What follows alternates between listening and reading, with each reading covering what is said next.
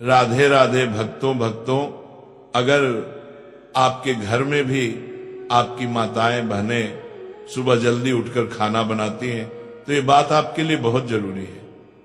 ये ज्ञान सिर्फ पढ़े लिखे लोगों के लिए नहीं बल्कि हर उस व्यक्ति के लिए है जो अपने घर में सुख समृद्धि चाहता है। कहा जाता है कि जिस घर में महिलाएं खुश और प्रसन्न रहती हैं वहां माता लक्ष्मी का वास होता है। मां लक्ष्मी खुद कहती हैं कि स्त्री सिर्फ घर की शोभा नहीं बल्कि घर की लक्ष्मी होती है। जहां स्त्री की इज्जत होती है, जहां वह सुबह उठकर घर गृहस्थी संभालती है, वहां कभी गरीबी टिक नहीं सकती।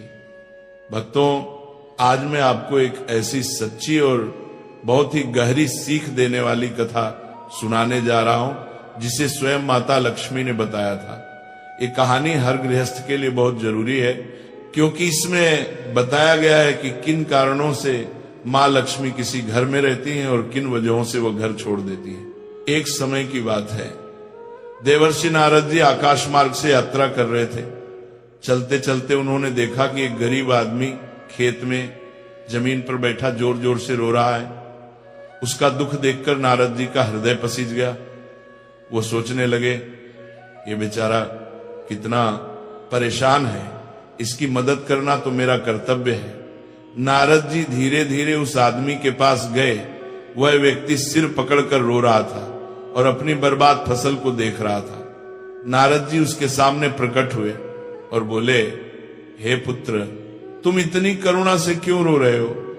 तुम्हारी पीड़ा क्या है? उस आदमी ने जब आंखें खोली तो चौंक गया। उसने देखा कि सामने स्वयं देवर्षि नारद खड़े हैं। वह तुरंत उनके चरणों में गिर गया और रोते हुए बोला, हे प्रभु, मेरे दुख की कोई सीमा नहीं है। पिछले महीने मेरी पत्नी का देहांत हो गया। मेरी एक छोटी बेटी है जो किसी तरह मेरे लिए खाना बनाती है। जब से मेरी पत्नी चली गई मेरे घर की हालत खराब होती जा रही है। खेत बर्बाद हो गया, पैसा खत्म हो गया, जानवरों ने सारी फसल नष्ट कर दी। ऐसा लगता है जैसे मां लक्ष्मी ने मेरा घर ही छोड़ दिया है। मैं अब बिल्कुल अकेला हो गया हूं। ये सुनकर नारद जी बहुत दुखी हुए। उन्होंने सोचा इस बेचारे का दुखा दूर करना ही होगा। नारद जी बोले, हे पुत्र, चिंता मत करो, मैं तुम्हारी समस्या का समाधान लेकर अवश्य लौटूंगा। इतना कहकर नारद जी तुरंत वहां से देवलोक के लिए प्रस्थान कर गए। नारद जी माता लक्ष्मी के समीप पहुंचे। माता लक्ष्मी ने स्नेह पूर्वक उनका स्वागत किया और पूछा, देवर्षि, आज आप किस उद्देश्य से पधारे हैं? नारद जी ने सम्मान पूर्वक प्रणाम किया और बोले, हे माथे, मैं आज आकाश मार्ग से जा रहा था। तभी मैंने एक बहुत गरीब मनुष्य को रोते हुए देखा। उसकी पत्नी का निधन हो गया है और वह कहता है कि आपके जाने के बाद उसका घर उजड़ गया है, उसके खेत नष्ट हो रहे हैं, घर में कष्ट ही कष्ट हैं। उसने मुझसे पूछा, आखिर माता लक्ष्मी ने मेरा घर क्यों छोड़ दिया? माते, मैं आपके पास इसी प्रश्न का उत्तर जानने आया हूं। ऐसा कौन सा कारण था कि आपने उस घर से अपना वास छोड़ दिया? देवर्षि नारद जी की बात सुनकर माता लक्ष्मी मुस्कुराई और बोली, हे नारद जी, आपने जो प्रश्न किया है यह केवल उस एक गरीब मनुष्य के लिए नहीं बल्कि इस पूरे कलयुग की सभी स्त्रियों और घरों के लिए अत्यंत लाभदायक है। आज मैं आपको एक ऐसी गहरी और महत्वपूर्ण कहानी सुनाने जा रही हूं जिससे पता चलता है कि मैं किस वजह से किसी मनुष्य के घर में ठहरती हूं और किन कारणों से मैं उस घर को छोड़ देती हूं। इस कहानी में वह रहस्य छुपा है जिसे जानकर कोई भी घर सुख, शांति और समृद्धि से भर सकता है। जो भी इस कहानी को पूरे मन से सुनेगा उसके घर में मेरा वास अवश्य होता है और जो स्त्री इस कहानी में बताए गए नियमों का पालन करेगी उसके घर में मैं हर पल रहूंगी।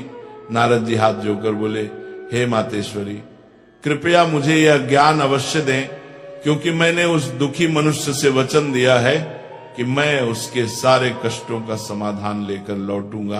आप ही मेरी लाज रख सकती हैं। माता लक्ष्मी ने स्नेहपूर्वक कहा, देवर्षि, चिंता मत करो, मैं तुम्हारे वचन को व्यर्थ नहीं जाने दूंगी। मैं तुम्हें वह कारण भी बताऊंगी जिसकी वजह से उस मनुष्य का घर उजड़ गया, पर पहले तुम इस कथा को ध्यान से सुनो।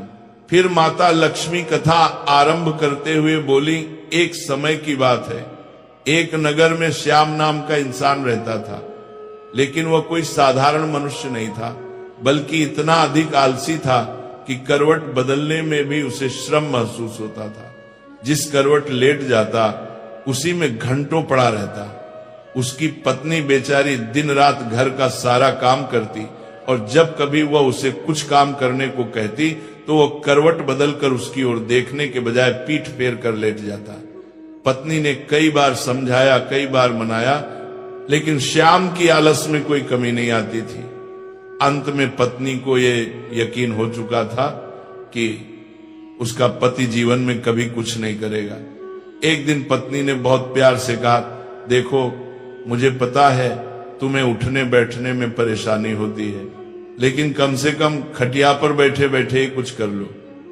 अगर आदमी बिल्कुल ही निष्क्रिय हो जाए तो घर भी चलता नहीं और सम्मान भी। यह सुनकर श्याम थोड़ा सोच में पड़ गया। ऐसा कौन सा काम है जो बिना उठे बैठे सिर्फ खटिया पर बैठे बैठे किया जा सकता है? कुछ देर बाद उसके दिमाग में एक अजीब सी बात आई।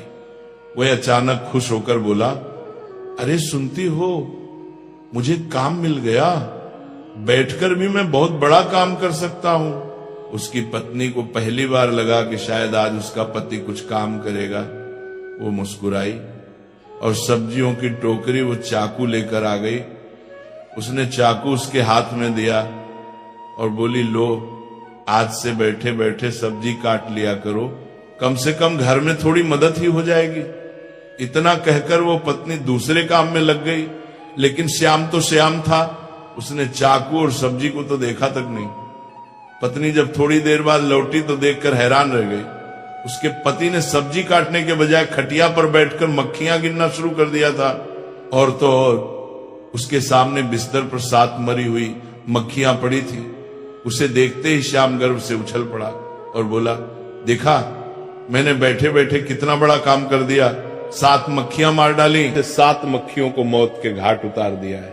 अब देखना तुम मैं पूरे दिन में कितनी मक्खियां मार सकता हूं। अब उस आलसी महाराज को तो अब यही धुन सवार हो गई। उसे जहां मक्खी दिखती वो वहीं फट से हाथ मार देता। कई बार तो अपनी ही गर्दन पर इतनी जोर से हाथ जमाया कि उसकी गर्दन टेढ़ी हो गई। कई बार पत्नी की नाक तोड़ दी। मक्खी मारने के चक्कर में उसने घर के बर्तन तोड़ डाले, क्योंकि श्याम ने प्रतिज्ञा कर ली थी कि कम से कम वह 1000 मक्खियां मारकर ही दम लेगा। जल्दी ही वह दिन भी आ गया जब उसकी प्रतिज्ञा पूरी हो गई। अब उस दिन आलसी ने सारे शहर का चक्कर लगाया, कंधे पर बांस का एक मजबूत डंडा रखा और खुशी से उछलता कूदता अपनी बहादुरी का बखान करता जा रहा था और चिल्लाता जा रहा था कि आज हजारों को मौत के घाट उतार आया हूं। ये सुनकर लोग भयभीत हो गए। उन सभी को लगा कि उसने हजारों शैतानों को मौत के घाट उतार दिया है जो पास के जंगल में रहते थे। अब ये बात सारे शहर में हवा की तरह फैल गई कि उसने हजारों को मौत के घाट उतार दिया है। लोगों ने उसका नाम 1000 मारी रख दिया। आलसी महोदय जिस सड़क या गली से गुजरते थे वहीं लोगों की भीड़ उमड़ पड़ती थी।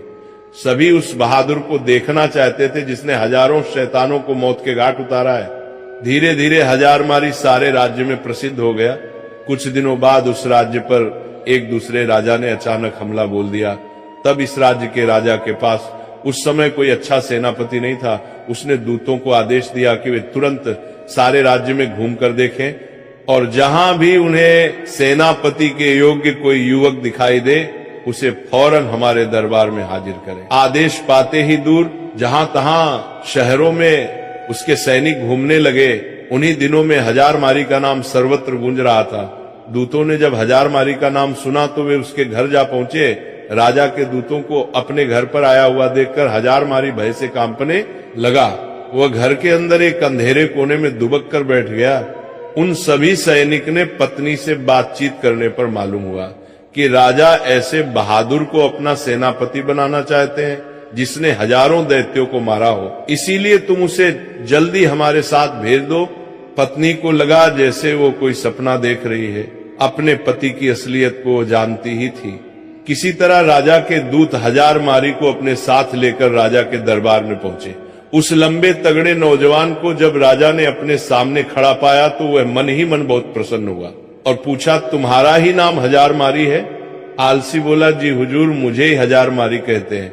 राजा बोला, तुम्हारी बहादुरी के चर्चे हमने सुने हैं। हम चाहते हैं कि शत्रु के साथ हो रहे इस युद्ध में तुम हमारी सेना का संचालन करो। कांपते हुए हजारमारी ने राजा की आज्ञा को स्वीकार कर लिया और इस बात की सूचना अपनी पत्नी को देने के लिए घोड़े पर सवार होकर पत्नी के पास जा पहुंचा और अपनी पत्नी की राजा से द्वारा कहे गए सभी शब्दों को कह दिया। यह सुनकर पत्नी की खुशी का ठिकाना ना रहा। उसने सोचा, हजारमारी सेनापति तो बन गया है, परंतु वह शत्रु की सेना का मुकाबला कैसे करेगा? कहीं यह डरपोक आदमी युद्ध के मैदान में घोड़े से उतरकर भाग आया तो राजा इसे जीवित नहीं छोड़ेंगे। उसने एक मजबूत रस्सी से हजारमारी को घोड़े से बांधना शुरू किया। हजारमारी ने पूछा, ये क्या कर रहे हो? हजारमारी की पत्नी ने जवाब दिया कि मैं आपको घोड़े के साथ बांध रही हूं। तब हजारमारी ने पूछा कि ऐसा किस लिए कर रही हो? तब पत्नी ने जवाब दिया कि मैं आपको घोड़े से इसलिए बांध रही हूं कि कहीं आप लड़ाई के लिए उतावले होकर घोड़े से कूदना पड़े और आप पैदल ही न लड़ने लगे। अब पत्नी के इतना कहने के बाद हजारमारी फिर से राजा के महल में चल दिया। वापस लौटने पर भरे दरबार में जब लोगों ने हजारमारी को घोड़े से बंधा हुआ पाया तो उनका उत्साह और भी बढ़ गया। उन्होंने सोचा, ऐसा वीर सेनापति दूसरा और कौन हो सकता है? तब सेना युद्ध के लिए तैयार थी। राजा की आज्ञा पाते ही हजारमारी के नेतृत्व में वे युद्ध भूमि की ओर चल पड़े। शत्रु की सेना को जब मालूम हुआ कि एक बड़ी फौज के साथ हजारमारी मुकाबला करने चल पड़ा है तो उनके योद्धाओं का मनोबल टूट गया, क्योंकि उन्होंने सुन रखा था कि हजारमारी अकेला ही हजारों को मार गिराता है। ये नाम सुनते ही बड़े बड़े योद्धाओं के होश उड़ गए। उन्हें साक्षात अपनी मृत्यु नजर आने लगी। उधर हजारमारी की सेना का उत्साह आसमान को छू रहा था। मैदान में पहुंचते ही वे शत्रु की सेना पर टूट पड़े। दोनों सेनाओं के बीच घमासान युद्ध होते देख हजारमारी अपने घोड़े के साथ एक घने जंगल में जाकर छिप गया, किंतु उसकी सेना ने शत्रुओं को दम न लेने दिया। वो शत्रु का मुकाबला करती हुई उसे खदेड़ ले गई और अपने राज्य से निकाल बाहर कर दिया। शत्रु पर विजय पाने के बाद अपने सेनापति की जय जय कार्य करते हुए जब सैनिक वापस लौटने लगे तो हजारमारी भी जंगल से निकलकर उनके बीच में शामिल हो गया। वापस लौटने के बाद नगर में धूमधाम से विजय उत्सव मनाया गया। हजारमारी की वीरता पर राजा प्रसन्न हो उठे। उन्होंने हजारमारी के पास जाकर कहा कि मेरे बहादुर सेनापति, हमें तुम पर गर्व है। तुम्हारी अद्वितीय वीरता के कारण हमें विजय प्राप्त हुई है। इसके लिए पुरस्कार स्वरूप हम तुम्हें 1000 स्वर्ण मुद्राएं देते हैं। साथ ही हमेशा के लिए तुमको हम अपनी सेना का प्रधान सेनापति नियुक्त करते हैं। ये घोषणा सुनकर हजारमारी बहुत प्रसन्न हुआ और मन ही मन अपने भाग्य को सराह लगा। इसके बाद राजा ने पूछा कि बहादुर सेनापति हजारमारी जी, आप हमें ये बताइए कि आप इतना बहादुरी भरा काम इतनी आसानी से कैसे कर लिए? तब हजारमारी ने बड़े ही गर्व के साथ जवाब देते हुए कहा कि हे राजन, ये जो कुछ भी हुआ है ये सब मेरी समझदार और बहादुर पत्नी की वजह से हुआ है। इसमें एक बहुत ही गुप्त राज छिपा हुआ है जिसे मैं आपको अकेले में राजमहल से बाहर अपने घर पर ही बताना चाहूंगा। राजा ने पूछा कि सेनापति हजारमारी, ये बताओ कि तुम यहाँ वो गुप्त बात क्यों नहीं बता सकते हो? तो उसने कहा, यही तो मेरी सफलता का राज है जिसे मैं सबके सामने नहीं बता सकता। आपको मेरे साथ बाहर मेरे घर चलना पड़ेगा। राजा ने कहा, ठीक है, मैं तुम्हारे साथ राजमहल से बाहर तुम्हारे घर जाने के लिए तैयार हूं। तब राजा और सेनापति दोनों एक साथ राजमहल से सेनापति हजारमारी, जिसका नाम कभी श्याम था, उसके घर गए। जब वो घर पहुंचे तो उन्होंने देखा कि सेनापति हजारमारी की पत्नी अपने घर में बैठी बड़ी बेसब्री से अपने पति का इंतजार कर रही थी। जैसे ही हजारमारी की पत्नी ने सुबह सुबह अपने और राजा साहब को अपने घर पर आया हुआ देखा, वो तुरंत उठी और राजा साहब के सम्मान के लिए उपयुक्त व्यवस्था करने में जुट गई। फिर राजा का बड़े ही सम्मान के साथ स्वागत सत्कार किया और वो खाना तो बना ही चुकी थी। तभी उसने राजा साहब को खाने के लिए भी चौकी सजा दी और राजा साहब को सुबह सुबह ही अच्छा अच्छा खाना खिला दिया। अब हजारमारी बोला, हे महाराज, अब तो आपने देख ही लिया होगा और समझ भी गए होंगे कि मेरी जीत का असली राज क्या है।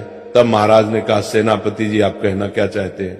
तब हजारमारी ने कहा, महाराज जैसा कि हम सभी को पता है कि जिस घर की महिला सुबह प्रातःकाल ब्रह्म मुहूर्त में उठ जाती है उसके घर में कभी भी लक्ष्मी की कमी नहीं होती है और उसके यहाँ लक्ष्मी का वास होता है। और वही जिस घर की महिला सुबह सुबह जल्दी खाना नहीं बनाती है उस घर की कभी तरक्की नहीं होती है। अब हजारमारी आगे कहता है, राजा साहब हम सभी लोग ये जानते हैं कि जिस घर में सुबह जल्द खाना बन जाएगा तो उस घर की तरक्की कुछ ऐसे होती है, सुबह जल्दी खाना बनेगा तो घर के बच्चे जल्दी स्कूल के लिए भी चले जाएंगे। और यदि कोई व्यक्ति कहीं काम करता है या फिर किसी को कोई जरूरी काम है तो वह घर से कभी भी खाली पेट नहीं जाएगा, वह कहीं भी खाना खाने के बाद जा सकता है और अपना पूरा काम पूरी लगन और मन से कर सकता है। तो सुबह सुबह जो भी स्त्री जल्दी खाना बना लेती है उसके घर में तरक्की होना बिल्कुल तय है। हजारमारी ने फिर राजा साहब से जो भी उसके जीवन में अपनी पत्नी के प्रति सहायता की बातें जितनी भी थी और वह युद्ध में किस प्रकार से जीता था ये सब राजा साहब को बता देता है। तब राजा साहब ये सब जानने के बाद कहते हैं, आपने बिल्कुल सही कहा सेनापति जी, जिस घर की महिला सुबह जल्दी ब्रह्म मुहूर्त में उठकर सारे घर के कार्य कर लेती है और सुबह जल्दी खाना बना लेती, उस घर की तरक्की तो बिल्कुल तय है। उसके बाद राजा साहब ने हजारमारी की पत्नी को ढेर सारी असरफियां और जवाहरात से सम्मानित किया। अब माता लक्ष्मी जी कहती हैं, देवर्षि नारद जी अब तो आपको अच्छी तरह से समझ में आ गया होगा कि किसी भी घर की तरक्की के लिए महिला का योगदान सर्वोपरि होता है। और कहते हैं ना कि किसी भी कामयाब व्यक्ति के पीछे किसी महिला का हाथ जरूर होता है और घर की महिला यदि चाहे तो घर को स्वर्ग बना सकती है और चाहे तो नर्क। हे देवर्षि नारद जी, अब मैं तुम्हें बताती हूं कि उस मनुष्य के घर पर गरीबी क्यों पसरी हुई है और मैंने उसके के घर से प्रस्थान क्यों किया है। क्योंकि उस मनुष्य की पत्नी के मरने के बाद उसकी पुत्री समय पर कोई कार्य नहीं करती है। वो सुबह 8 बजे उठती है और 10 बजे तक खाना बनाया करती है, न कोई पूजा पाठ करती है, ना ही धर्म से चलती थी। वो अपने मासिक धर्म के दौरान भी खाना बनाती थी, इसीलिए ही मैंने उस मनुष्य के घर को छोड़ दिया था। इस वजह से ही वह मनुष्य अब गरीब है। अब देवर्षि नारद जी माता लक्ष्मी की इतनी बात सुनने के बाद कहते हैं, हे माते, आपका मुझे इस कथा के माध्यम से और उस मनुष्य के जीवन के बारे में निष्कर्ष प्रदान करने के लिए आपका धन्यवाद। अब मैं उस मनुष्य की समस्या का समाधान कर पाऊंगा। अब माता लक्ष्मी जी कहती हैं, हे देवर्षि, मैं आपको 5 बातें बताती हूँ जिस वजह से मैं मनुष्य के घर में वास करती हूँ। पहला, स्वच्छता। जहां घर में स्वच्छता और साफ सफाई का ध्यान रखा जाता है वहां मेरा वास होता है। गंदगी और अव्यवस्था मुझको अप्रिय लगती है, इसलिए घर का हर कोना स्वच्छ और सुसज्जित रखना चाहिए। दूसरा, सत्कार और सम्मान। जहां घर के सदस्यों और अतिथियों का आदर सत्कार होता है वहां मैं प्रसन्न रहती हूँ। अतिथियों के स्वागत और सेवा में तत्पर रहने वाले हमेशा ही मेरा आशीर्वाद पाते हैं। तीसरा, धार्मिकता और पूजा। जिन घरों में नियमित रूप से पूजा पाठ होता है वहां मैं वास करती हूँ। विशेष रूप से लक्ष्मी पूजा, दीपावली और शुक्रवार के दिन मेरी पूजा करना अत्यंत आवश्यक है। मैं इस दिन प्रसन्न होती हूँ। चौथा, परिश्रम और ईमानदारी। जहां परिश्रम, ईमानदारी और धर्म के मार्ग पर चलने की प्रवृत्ति होती है वहां पर मैं निवास करती हूँ। आलस्य और अनैतिकता से मैं दूर चली जाती हूँ। पांचवा, धन और दान की सही दिशा। जहां लोग धन का सदुपयोग करते हैं, जरूरतमंदों की सहायता करते हैं और धार्मिक कार्यों में दान करते हैं, वहां मेरी कृपा बनी रहती है। माता लक्ष्मी की इतनी बात सुनकर देवर्षि नारद जी माता लक्ष्मी को प्रणाम करते हैं और वहां से अंतर ध्यान हो जाते हैं और उस मनुष्य को सारी बातें जाकर बताते हैं। वो मनुष्य अब देवर्षि नारद जी के बताए रास्ते पर चलता है। इससे प्रासदेवर्षि नारद जी के बताए, इस वजह से अब धीरे धीरे उसके घर में भी माता लक्ष्मी का प्रवेश होने लगता है। वो भी अब एक खुशी जीवन जीने लगता है। तो भक्तों, इसी के साथ ये प्रवचन समाप्त होता है। बोलो राधे राधे।